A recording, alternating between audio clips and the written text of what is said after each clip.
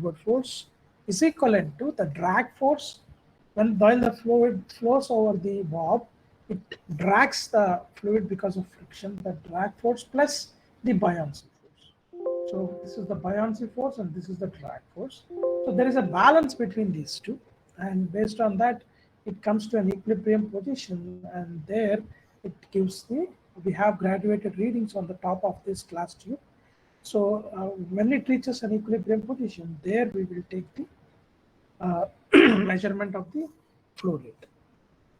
So this and all we have seen. Just I would like to show you a very small animation video so that you will understand how this variable area flow meters are used.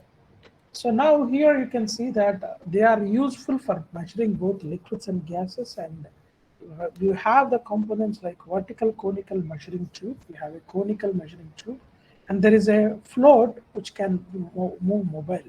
It is mobile, that means it is free to move. Now you can see here the annular spacing, this spacing, I'm talking about this spacing, between the glass tube and the surface of the bulb. So it is given as a ring orifice. So since it is tapered, when it is moving up, the ring orifice size will increase. You can see over here. So when it is increasing, the annular space is getting increased. Okay? So the area is not constant. Instead, the area is increasing. So why do we do that? Why there is an increase in the area of the orifice? What happens if it is not? So when the flow is flowing through this, we have an energy balance, which you can see that it is balanced. It comes to an equilibrium because of the balance between the weight of the bob equivalent to the buoyancy force plus the drag forces. And the drag force is directly proportional to the velocity of the flow. And since it has to come to a equilibrium position, if you are not providing these, if you are, since we are providing the tapered section, what is happening is the surface, the velocity, since the area is going on increasing, the velocity is going on reducing. Thereby, the velocity of the flow, the drag forces will be balanced very quickly. So therefore, you are able to measure the volume flow rate. You can see here what are all the things that we are having. So this is the drag force.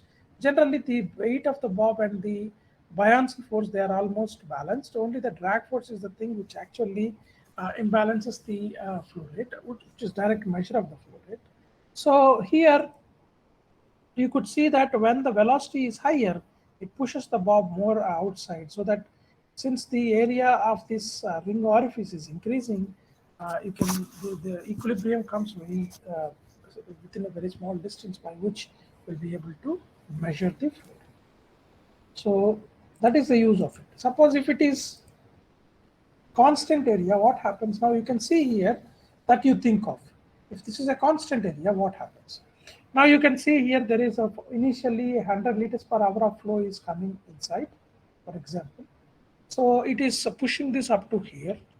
And as your flow rate is increased to 200 liters per hour, basically the flow will try to push this by a distance, so that when it comes to the energy balance happens, this will stop at this particular position. You can see this, the ring orifice size is increased. Therefore, the velocity which we are seeing over here will be reduced. So the drag will be come down because the area is increasing, but the velocity of the flow is reducing. So therefore, we will be able to graduate the markings, which is a direct proportional to the velocity of the flow. So we can directly graduate the readings on the glass tube, and from that we will be able to measure the volume flow rate. This can be used for both liquids as well as gases. We can also have another arrangement in the commercial flow meters, like we can have some magnetic bobs along with the steel pointer. The movement of this will automatically move this pointers, thereby, and it is the linear motion of this is converted into the angular readings by suitable mechanism, so purely mechanical basis. So we don't have any energy input, no auxiliary power supplies are required. So it is much more accurate, and it doesn't need any external energy to work. So that are the advantages of this rotameter. Okay, so this is all we have already discussed clearly. So I just wanted to highlight why there is a tapered angle that comes into the picture. The next very important velocity meter or flow meter is the pitot tube or pitot static tube. Okay.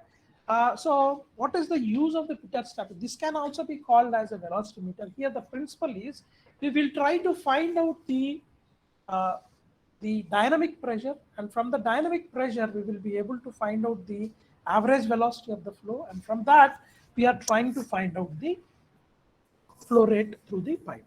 So I'm repeating it again. We are here, what we are trying to do is we are actually measuring the dynamic pressure head. That means the pressure that is applied by the fluid on the surface because of its motion. So once you find out the dynamic pressure, it can be converted into the average velocity of the flow. So it is equivalent to 1 by 2 rho v square. Therefore, you can find out, once you find out the dynamic head, it is proportional to the square of the velocity, and from that you will be able to find out the velocity of the flow. And once you know the area of the pipe, you will be able to multiply that with the help of average velocity to get the actual volume flow rate. That is a principle that you are finding it out. So it is used to measure the local flow velocity at a given point in the flow.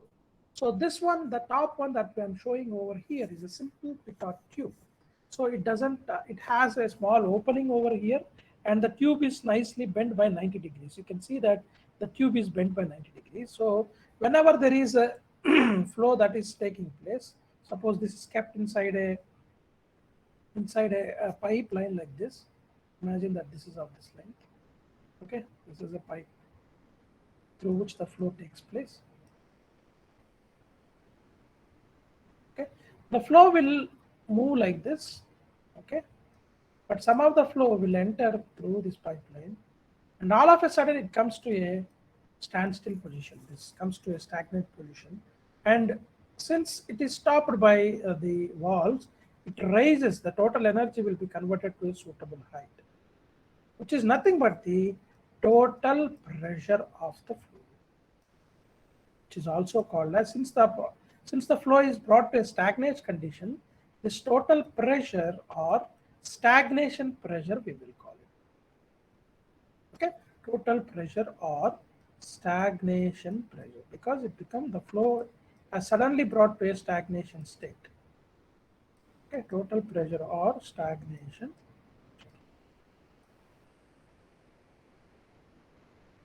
Okay. Again, this stagnation pressure is a component of two things. One is when the fluid over here, it doesn't move at all. So what is that pressure? That is your static pressure. When it is not moving at all, the pressure applied by the fluid is what we call it as static pressure. And we also have another pressure which is due to the movement of the flow, which is dynamic pressure.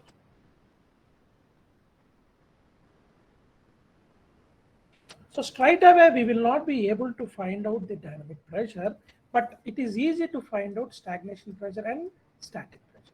So the difference between these two will give you the dynamic pressure, which is given by the formula 1 by 2 rho v square. So once you find out the stagnation pressure and once you find out the static pressure, these two difference is equivalent to 1 by 2 rho v square. From that you'll be able to find out v, and since you know the pipe diameter, from this you'll be able to calculate the area, and you know the velocity. From this you'll find out the discharge from the pipe. This is a principle that we are using in this pitot tube or pitot static tube. So a pitot tube will only help us to actually measure only the stagnation or total pressure. Suppose you imagine that there is a fluid, so there is a pipeline, and what happens if there is a pipe? Okay, there is a fluid that is passing through. What happens if I keep a pipe opening at this position? Straight line, imagine that it is a straight pipe opening like this. The fluid that comes in will enter, and stagnates for certain height. So this is the static pressure that I'm talking about. When the fluid is flowing, it raises to certain height, which is equivalent to the static pressure. That is the pressure that is applied by the body for the fluid when it is at static condition. So now, you know the static pressure, and you also have a pitot tube which is kept like this. You also have a pitot static tube which is kept like this. Because of the stagnation, it raises by certain height. This is the stagnation pressure. So let us say this height is capital H. This height is small h. Then capital H minus small h will give you the 1 by 2. So the idea is simple over here. Now, what if the static tube, whatever the piezometer that you have here, if I can keep it in the pitot tube, then the tube will become pitot static tube. Now you can see over here, there is an internal tube as well as on the periphery, the flow is taking place like this, correct? The flow is taking place like this. So imagine this is the pipe. And now you can see that there is a flow because of this tangential to this, the flow will enter into the periphery of this and it raises by this amount. Similarly, the flow is taking place over here. So this slowly there is a flow that comes in and rises by the same height. So these two lines, red lines, are nothing but these two are gives your static. Now this fluid that enters into this and comes abruptly to a stop. So the total energy will be converted into a particular height, which we call it as your stagnation pressure, which is the sum of static plus dynamic. So the difference we will get from this one particular tube or one particular meter, which we call it as pitot static. So what are the important considerations in this? We generally consider the flow to be incompressible flow. We are not considering compressible flows into this. And when we can call it an incompressible flow, we know that the gases with velocity much less the sonic velocity. So Mach number, when it is less than 0.3, then we can say that the fluid flow is incompressible. Okay, the velocity of the fluid by the velocity of the sound in that same fluid is what we call it as V by C is called it as the Mach number. Okay, so when it is less than 0.3 times the velocity of the sound, then we can say that the flow is incompressible. And secondly, we are also assuming the viscous effects are negligible. So in such cases, we can use the pitot static tube to find out the flow rate with much easier. So as I already pointed out, the stagnation pressure or the total pressure is equal to static plus dynamic pressure, which is defined by P naught is the stagnation pressure. So that means when the fluid is at static condition, when it is not moving, it's the pressure of the total pressure because of this both static as well as dynamic pressure, where static is given by P and dynamic pressure is given by rho u naught square. So from this tube difference, you will be able to find whatever the height you will get in. From this, we will be able to find out the dynamic pressure. Okay, so now we from this expression, we have these two expressions which we can write. Suppose we are using like a YouTube manometer. So the equation is P naught is equal to P plus rho m minus rho into GH. You already know this particular expression from the YouTube manometers. So rearranging these two, finally we will get the velocity equation is 2 into density of the manometric fluid minus density of the fluid by density of the fluid into G into H. H is the difference in the heights.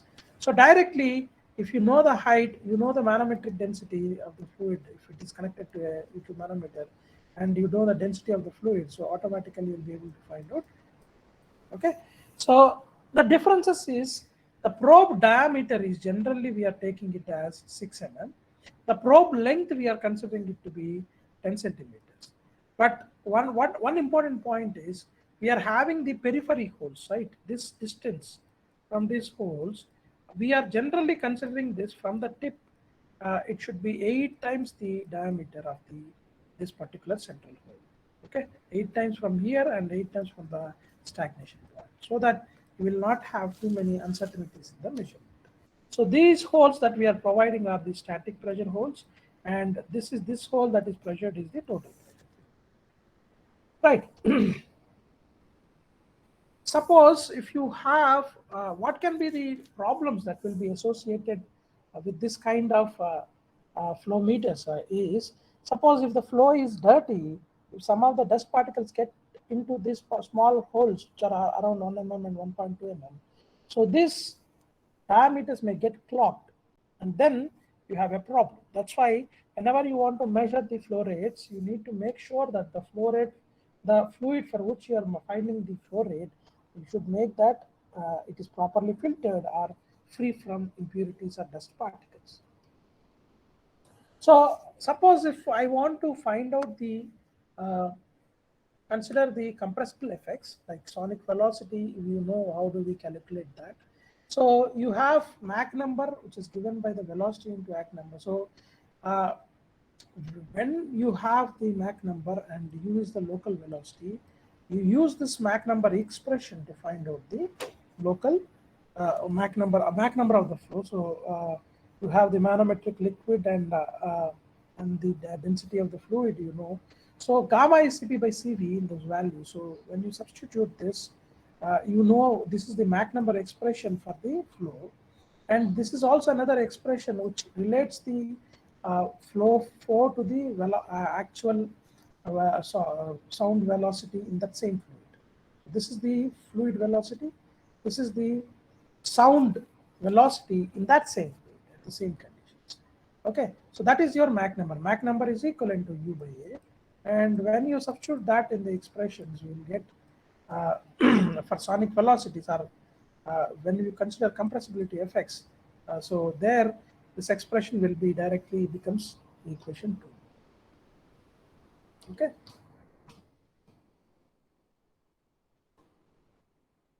So I would like to show you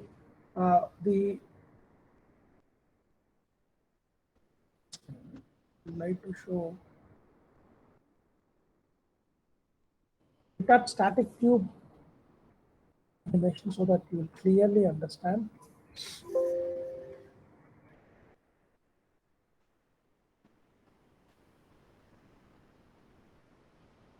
Do you know how to measure the velocity of this water?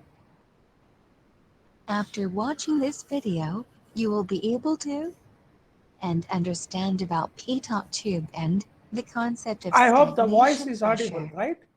The voice is also audible, right? Yes, sir, audible. Audible, yes, sir. Audible. Yeah. The same thing that what I explained, it is shown in the form of a video animation. Consider a piezometer tube. Piezometer tube is just used to calculate the static pressure by measuring the height to which a column of the liquid rises against gravity.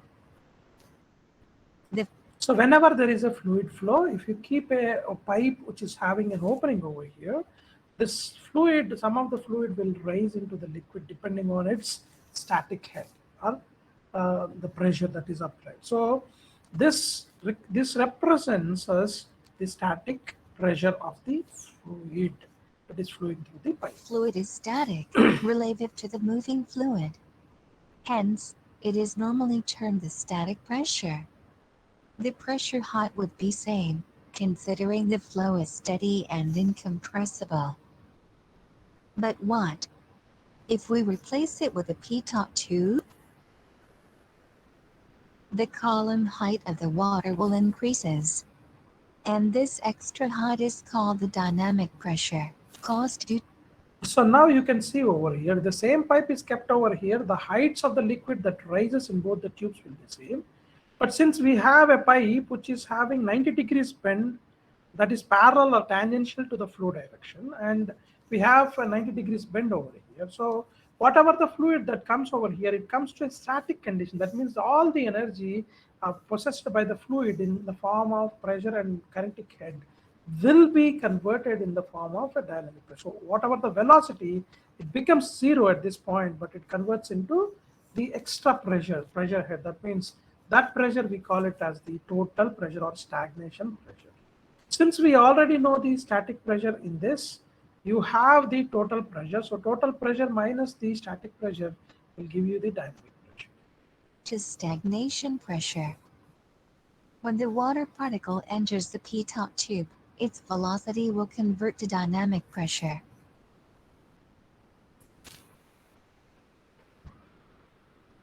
And stagnation pressure is the total sum of static and dynamic pressure. So the stagnation pressure represents the pressure at a point where the fluid is brought to a complete stop. Now let us apply the Bernoulli equation and derive the formula for stagnation pressure. For that, let us write point 1 and point 2.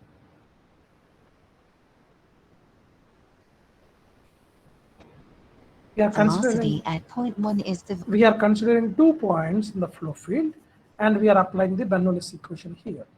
Now, since the Z1 and Z2, the pipe is horizontal, these two will go, and the velocity at this point V2 becomes 0, therefore it will go. Therefore, the velocity V1 is a direct function of the pressure difference between these two. velocity of flowing water V, whereas velocity of water at the head of p-top tube, that is point 2, is 0. The datum height Z1 and Z2 is 0. Now solving the equation with those values we get. Oh, look! We get the pressure at point 2, that is stagnation pressure, is sum of static and dynamic pressure.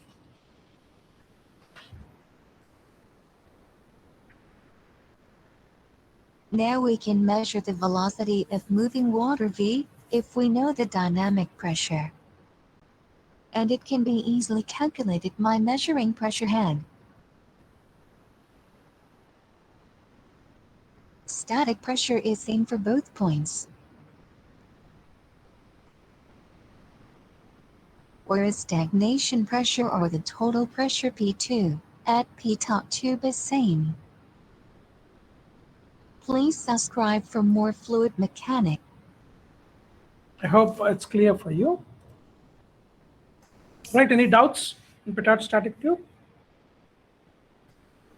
Okay, now let us move on to the next flow meter which we will use. Here also what we are trying to find out is we will try to find out the velocity, and from there we will know the area of the flow, and then from that you will be able to find out the flow rate of the fluid.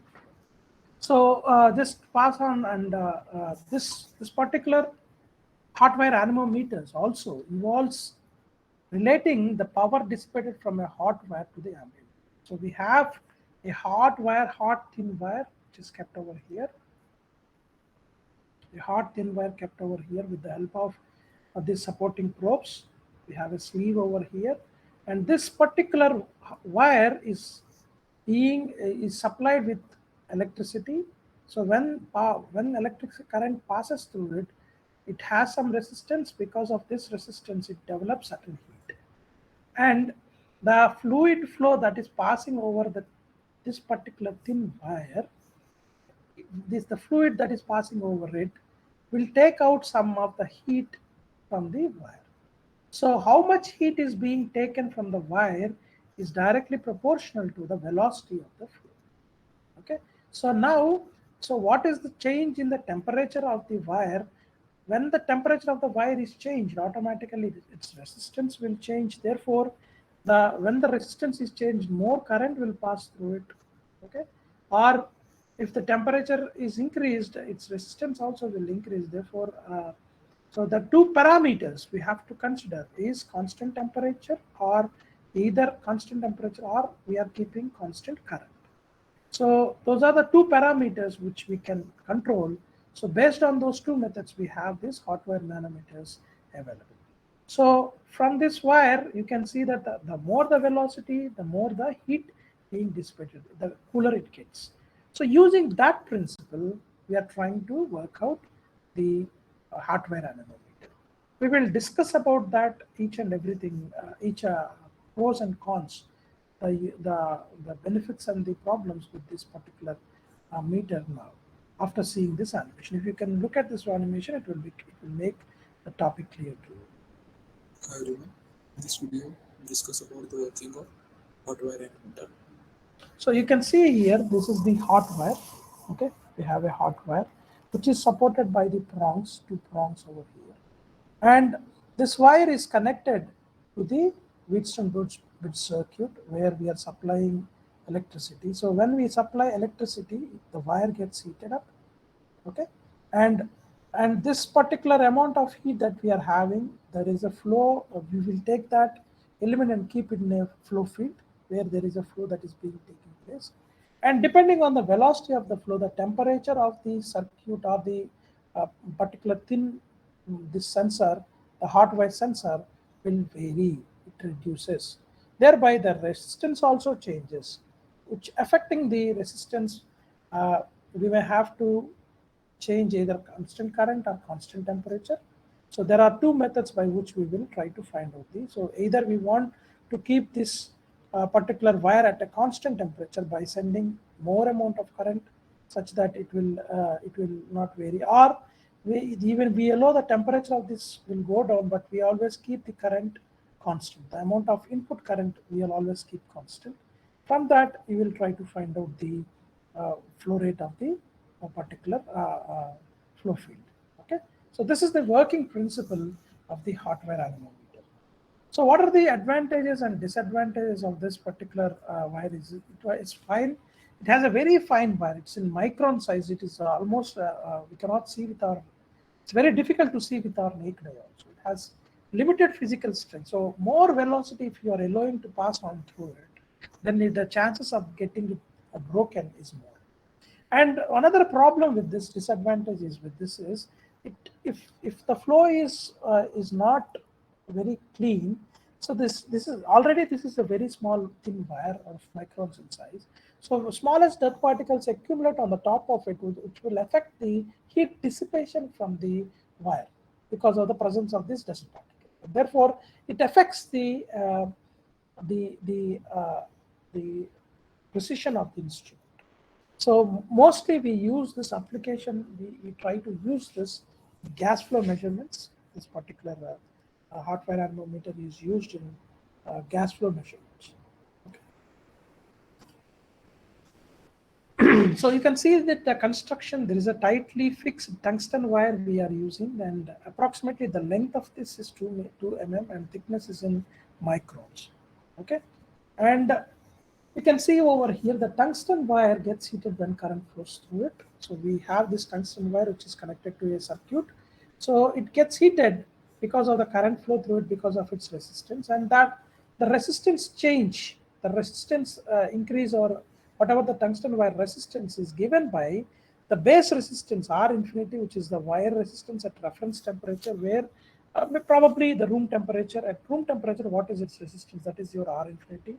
Alpha is the temperature coefficient of resistance. You know what is its increase in the size because of the expansion coefficient. That is basically your alpha, temperature coefficient of resistance. Sorry. So that is your alpha, and you also know the temperature of the wire minus T infinity. T infinity is the ambient air temperature, and TW is the wire temperature. So depending on the wire temperature, if you are heating it to a very high temperature, so obviously your resistance of the wire is also increased because this difference is more. Suppose if the temperature of the wire is reduced because of the high velocity of the fluid, your resistance also will, okay, it also reduces. So under steady conditions, what can we understand is the amount of heat dissipated by the wire. Since the wire is getting heated, we will allow it for some time in the keeping that in the flow field for which we are measuring the flow rate. Then what happens?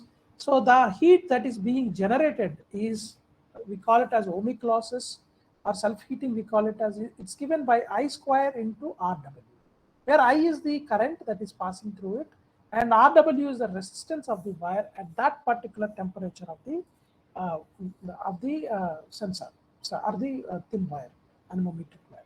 So this is equivalent to, we have in your previous BME, you understood the convection losses is given by HA delta T, correct?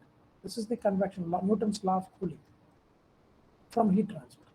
So you have H is connected, area is the surface area, pi into D into M, and delta is the temperature of the temperature of the wire minus ambient temperature. So we try to not change the temperature of the this particular gas. We generally keep it at room temperature. So whatever the difference in the temperature, depending on its H, you will be able to find this is there is a balance. Whatever heat that is being generated, it will be taken by this particular equation. So this is the at steady state condition. This is the balance that we need. Okay. So L is the effective length of the wire and D is the diameter of the wire. So we have come to know all these values. So we also have another equation Rw from this expression. Rw is the resistance of wire for at a temperature Tw. So by rearranging these two expressions, we will finally form an equation. But before coming to that, so the heat transfer coefficient that is happening, how much heat is being dissipated. By doing a calibration of suitable experiments, you can write it in the form of A plus B into U whole power N. Okay, so that means what? You are having a temperature with the wire. So by sending current through this wire, it is developing some heat, and there is a fluid that is passing through it. Okay? So there is a fluid that is passing through it. Now, when depending on the velocity u of this wire, your heat is being, that means the temperature of this is getting affected. Okay, so the more the velocity, the lesser the temperature of the wire. So it is taking more and more. So it is proportional to this. So your HA, you can see that pi dl, this is nothing but your H into A. This is your H into A. It becomes equivalent to A plus B into U power. So by measuring the temperature surface of the surface and velocity, by sending the known velocity, we will be trying to find out what is the H value. Okay, so from that you are forming it. This A, B, and N, these are constants. Okay, so what is the variation with respect to U? You will be calibrating with the help of known temperature, known velocities, and that we are these are constrained by calibrating device. So that means you know what is the velocity that we are giving. So from that you will be able to find out using 1, 2, 3 expressions. You are getting the final expression A plus BU into whole power n, where A is a constant, B is a constant, and N is a constant. These constants have come after calibration. That means by knowing known values, we have found out that what is A, what is B, and what. This is called the King's law or King's empirical relation, which is equivalent to I square, which is the current. Rw is the resistance of the wire. R infinity is the resistance of the ambient at reference temperature, R infinity. So you know alpha. So therefore, 1, 2, 3. When we simplify, we are getting this expression for U.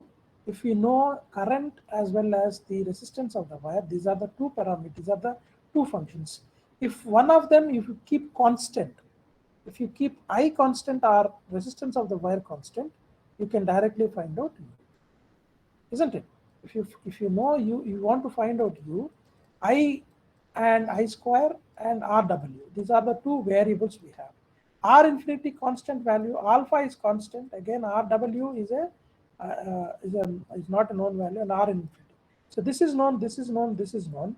If I keep either I square or Rw, any one of that, if I can keep constant, I can find out U, since A, B, and whole power n are all the empirical constant that we get from a calibration of the particular hardware. So therefore, while considering the experiment or while measuring actual measurement, I will follow two methods for the hardware anemometer. One is called the constant temperature anemometer. Another one is the constant current anemometer.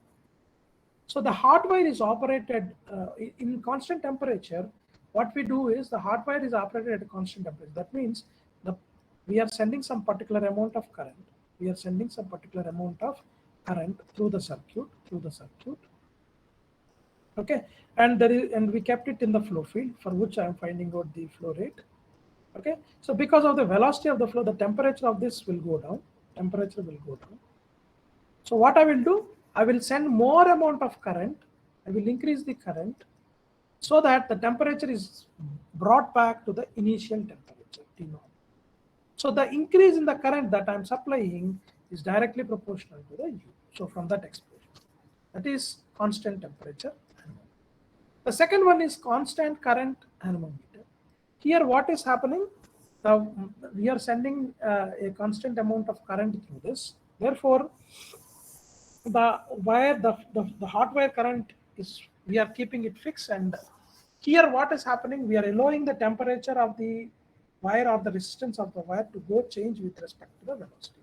So whatever the resistance change that is happening, that we are measuring with the Wheatstone-Bridge circuit, and from that I'll be able to find out the, always I'll be sending the same current, and there is a change in the temperature of the wire, and therefore there is a change in the resistance of the wire. What is the change in the resistance of the wire will give me the direct measurement of the what we call the velocity of the flow, and from that I'll be able to find out the flow. So that is basically very briefly about the hot wire anemometer. Those who are having interest, you see the practically used anemometers, not schematics of this. You can see there are many videos that are available for you, so where you can directly see the measurement, those hot wire anemometers, how we can measure, how turbulence can be measured with this method and all. Okay, now we will move on to the next topic, which is the Doppler velocimeter. So it is a non-intrusive method. That means we are not keeping.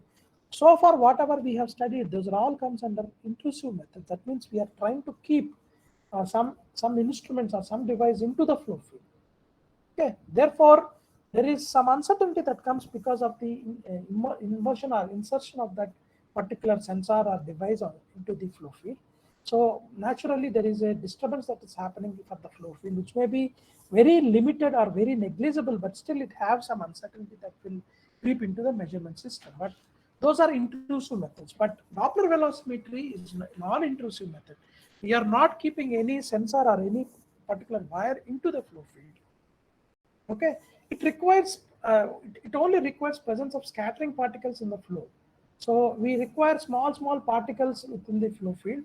So this helps us to actually move away the particles. So that is useful for us in that particular sense. Okay, so we need some small, very small diametrical particles. Okay, so that is one important thing. And the Doppler effect, that means it is the basis for this kind of a measurement. Okay, so moving on, we can understand this by a small diagram. Doppler effect will be used with the waves of different types. We have different wave types. For example, electromagnetic waves, visible waves, IR waves, microwaves, and ultrasonic waves. So we will have a small figure from which we try to understand what is this Doppler velocimeter. For example, there is this incident wave. We are actually sending some electromagnetic waves or IR waves in this direction, for example. Okay, this is the incident wave direction. So since they are electromagnetic waves, they will have certain frequency and they also will have certain wavelength. So they try to move with certain velocity and certain frequency and wavelength. And these waves are kept, suppose for example, now these waves are kept like this, are passed through this tube, and there is a flowing fluid perpendicular to this direction. Okay, there is a flowing fluid particularly. So in that, suppose there is a small particle for which this wave will come and actually interact with this particular wave, and then with the particle which is moving with a velocity. Let us say this is moving with a velocity v. Okay, it is moving with a velocity v, and this has come and hit it over here. Because of that, the wave which is supposed to go like this will be scattered by an angle theta, a small angle theta. So therefore, whatever the frequency that is now, the amplitude will not get, the wavelength will not get affected, but its frequency is varied. Initially it is supposed to move in the small direction, but now its time period or the frequency has changed to f dash. Okay, so f dash and lambda are the frequency and the wavelength of the scattered wave, and theta is the scattered angle. Okay, so now let us move on, saying that the incident wavelength and frequency are how they are related. They are related as c is equivalent to f into lambda. So that is the velocity of the wave. Okay, this is how, or we can say that f equivalent to c by lambda. Okay, so now we can see that the frequency is now changed. Okay, the frequency is now changed because of the interaction with the particle. Therefore, the frequency of this becomes, initially it is only c. Now we have a change in the velocity because of this particle. It impacts because of this v. We have a variation. So therefore, some additional velocity is imparted to the wave. So it can be taken as v cos theta. Correct? Since it is moved by this distance, v. This is v direction, and so v cos theta is what comes into picture. So now this is lambda. This is f dash. So f is c by lambda, f dash, that is the varied or the scattered wave frequency, is c plus v cos theta by lambda. So therefore, the difference in between these two frequency, we call it as the Doppler shift. This two variation is what we call it as Doppler shift.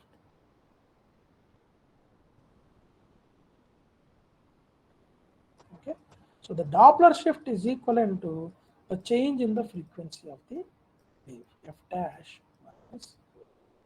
So this will be nothing but c plus v cos theta lambda by lambda minus c by lambda, which is equivalent to v cos theta by lambda. Okay, so if you can find out the Doppler shift, what is the frequency change in the shift, if you can find out, if we know what is the angle of theta that it is varying, so obviously we'll be able to find out the velocity of the flow of the particle. This we can find out from this Doppler shift. Clear? So that is the principle that we use in the Doppler velocity meter. For example, initial case, what we have assumed is it is moving like this and the particle is moving like this, perpendicular to the wave motion. Instead, if the wave is coming like this and is making an angle of theta I, this theta I, and because of the presence of the particle, if it is moving by theta s, this is the scattered wave.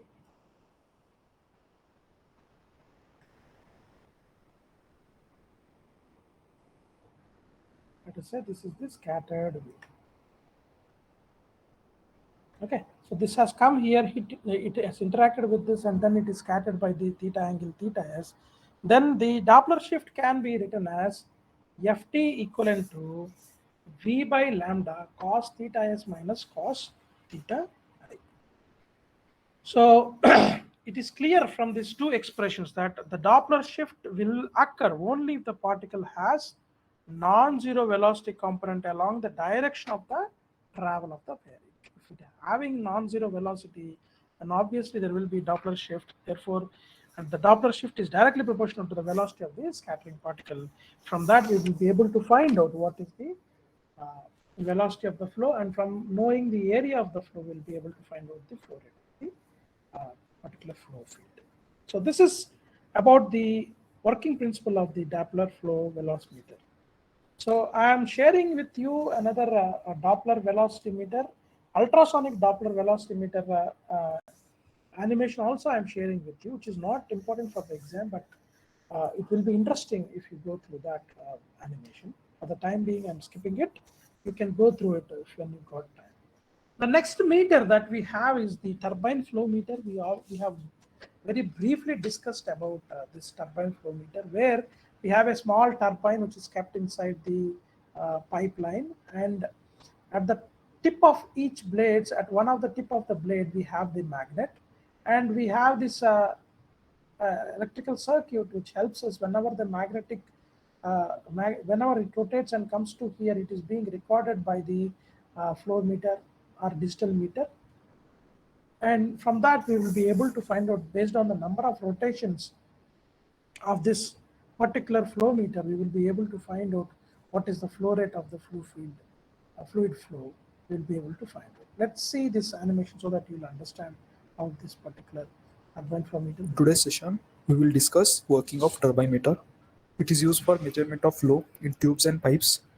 Here the rotor is placed in path of moving stream. The rotor blades freely at rate proportional to flow velocity. The permanent magnet seal inside the rotor body. As rotor rotates, along with it magnet also rotate and produces rotating magnetic field. This produces AC voltage pulse in pickup coil located external to meter housing. The frequency of this voltage is directly proportional to rate of flow. These velocity pulses are counted by means of electronic digital counter to give total flow.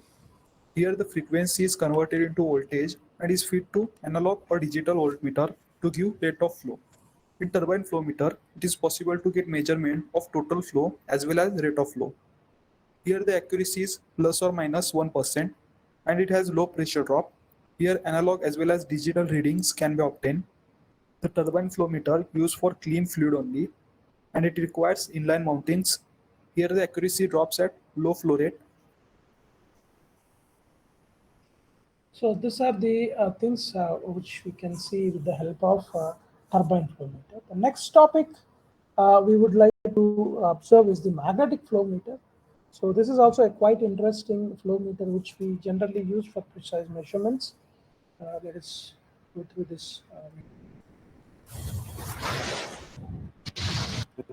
मेरे channel को subscribe करिए। Magnetic flow meter के बारे में वह क्या है, कैसे काम करता है, उसके install So here we are talking about the magnetic flow meters, its disadvantages and advantages also. So this is the general magnetic flow meter that we can see in applications directly.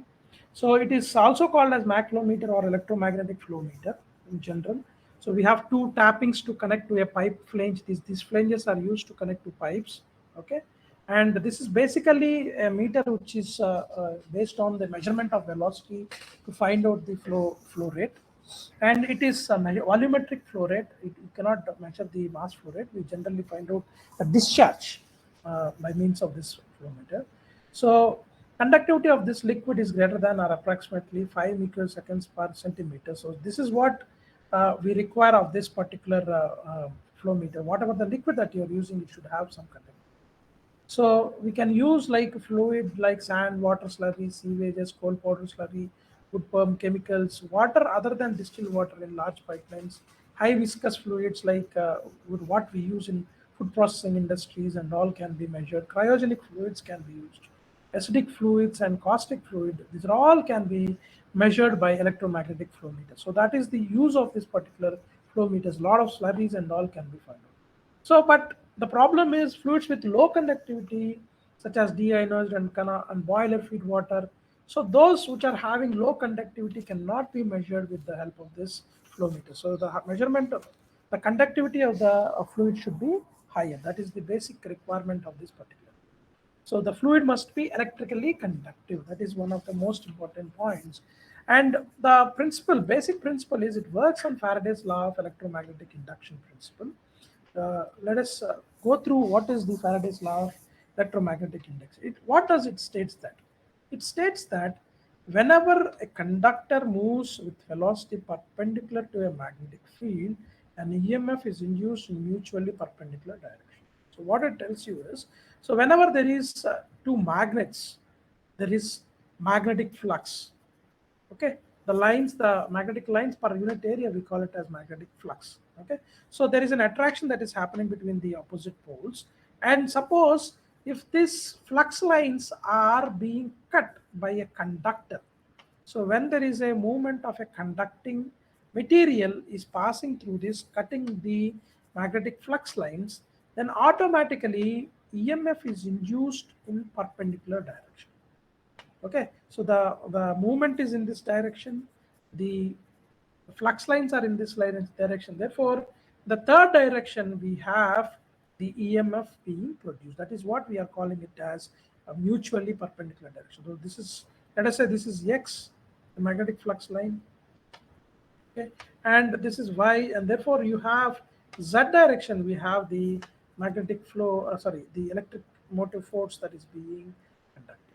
You can see over here. Let us say that this is the basic conductor we have, conducting element we have. If it is cutting the magnetic flux line, you can see that there is a perpendicular direction. We have electromotive force that is being connected. X, Y, Y direction it is moving. X direction we have the magnetic lines, and Z direction we have this electromotive force being generated. Imagine instead of this particular material, we are assuming that to be a fluid which is conductive in nature, electrically conductive in nature. Then we can use the same principle for measuring the amount of EMF produced is directly proportional to the velocity of the flow or velocity of this conducting material. So therefore, this equation can be mathematically stated by Faraday as whenever a conductor of length L moves with a velocity v perpendicular to magnetic field B, an EMF E is generated. So that means whatever EMF is generated, that is directly proportional to the B into L into V. What is B? B is the magnetic field between the two magnets. L is the length of the conductor, which is moving with a velocity V.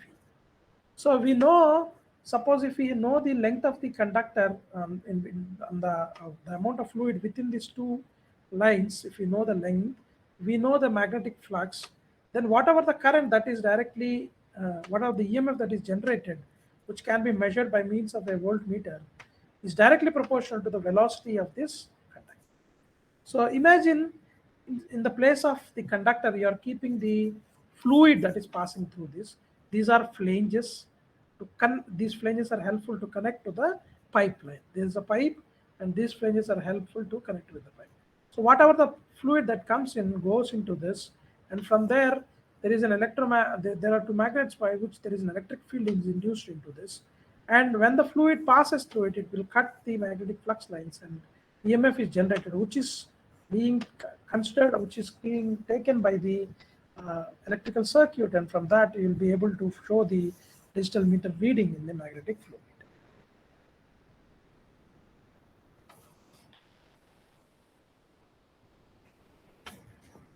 Okay. So you can see here E is the voltage generated in the conductor, B is the magnetic flux density, L is the length of the conductor or distance between two electrodes, and V is the velocity of the conductor. So in general, we have a K expression now. This is a constant that we are having. Since we know V, we will be able to find out the cross-sectional area of the fluid, and therefore you'll be able to find out the discharge. Okay, Q you know is pi d square by 4 into V. Therefore, this expression, if you keep into the final expression, KB into, instead of V, you are keeping this particular, in terms of flow rate, you are keeping this particular equation. So the final expression will be pi d into the electromotive force or the voltage that is generated divided by 4 into K is the constant of the material, and B is the magnetic flux induced. So these are the two equations that we have, and therefore we can say that Q is directly proportional to E from this particular expression, because D, K, B, these are all constants. Therefore, it is directly proportional to the more the electric, the EMF generated, the more it will be. So this is the basic configuration that you can see here. There are magnets. You can see here there are two magnets, top and bottom, and we have two electrodes to take the EMF generated within the circuit. And the flow is passing through this particular pipeline. So these magnets, in between these magnets, we have the magnetic field. And when it is passing through the flow field, when the flow takes place through this opening, the two electrodes, okay, we have EMF generated, and that EMF goes to the counter, the recorder of this thing, and then we have a digital reading that is coming directly from this display. Okay, so this is the basic passage or the transportation of the signal to the digital meter.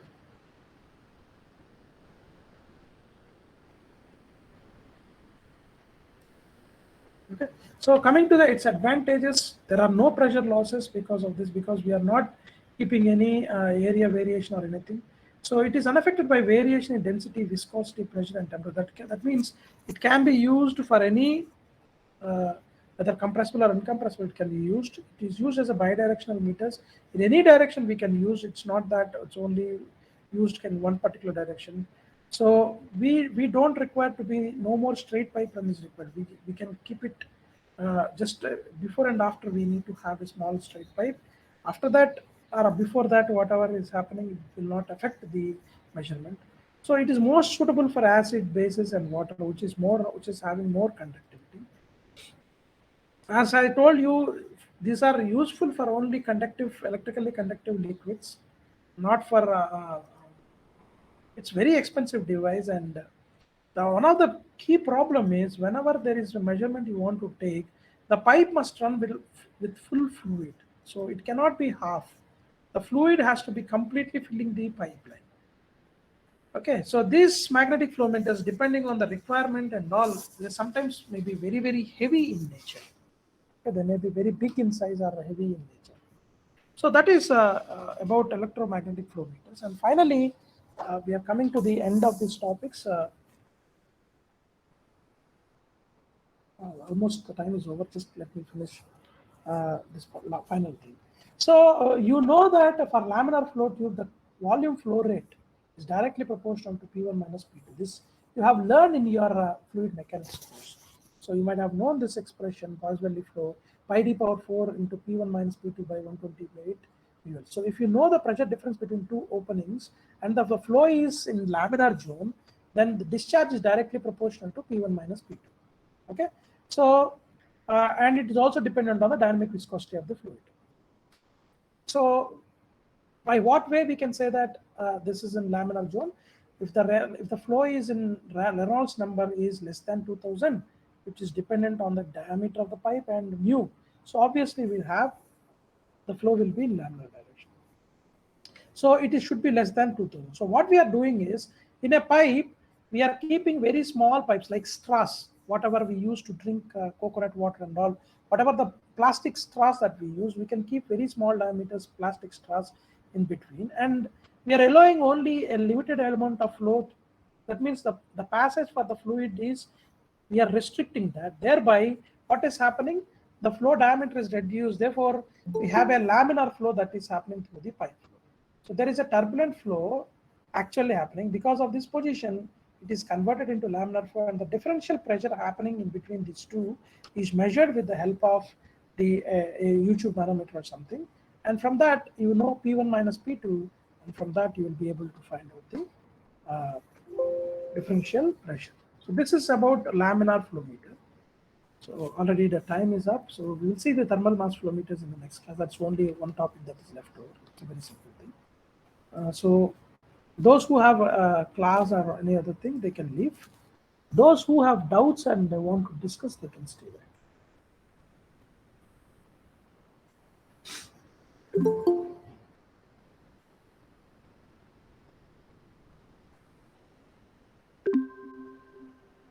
Right, any questions?